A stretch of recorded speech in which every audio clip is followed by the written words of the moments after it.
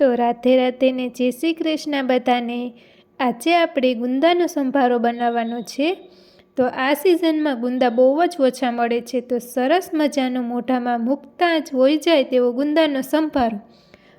તો એના માટે મેં અહીંયા ગુંદા લઈ લીધા છે। હવે આપણે તેને આ રીતે હાથ વડે ભાંગી લેશું। તમે દસ્તા વડે પણ ભાંગી શકો છો।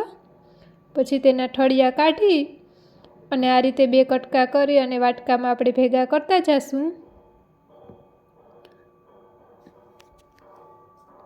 સંભારામાં નાના મોટા ગમે તેવા ગુંદા ચાલે, પાકી ગયેલા હોય તો પણ તેનો પણ સંભારો તો થાય જ। તો આ રીતના આપણે ઠળિયા ચાકા વડે કાઢતા જઈશું અને આ રીતે કટકા કરતા જઈશું। ગુંદા બહુ જ ચીકણા હોય છે એટલે તેને ચાકા વડે જ આપણે ઠળિયા કાઢીશું। તો આપણા બધા ગુંદાના ઠળિયા નીકળી ગયા છે। હવે આપણે તેમાં થોડીક વાર માટે છાશ નાખી અને તેને પલાળી દેશું, તેથી શું તેમાં ચીકાશ જે રહેલી હોય છે તે નીકળી જાય છે। થોડીક વાર માટે તેને ઢાંકી અને આપણે મૂકી દઈશું।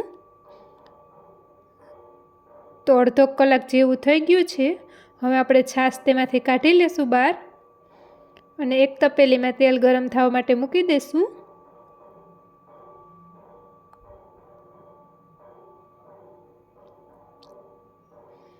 તેલ ગરમ થઈ જાય પછી આપણે તેમાં વઘાર માટે રાઈ નાખી દઈશું।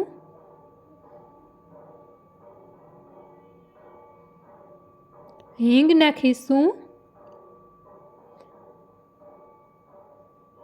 પછી આપણે હળદર નાખી દઈશું અને હવે આપણા ગુંદા નાખી દઈશું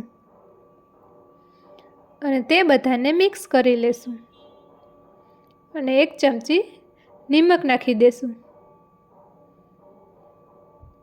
તે બધાને સારી રીતે મિક્સ કરી લેશું।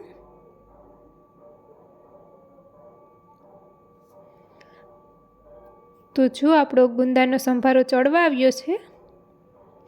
હવે આપણે તેમાં થોડુંક લાલ મરચું પાવડર પણ નાખી દઈશું।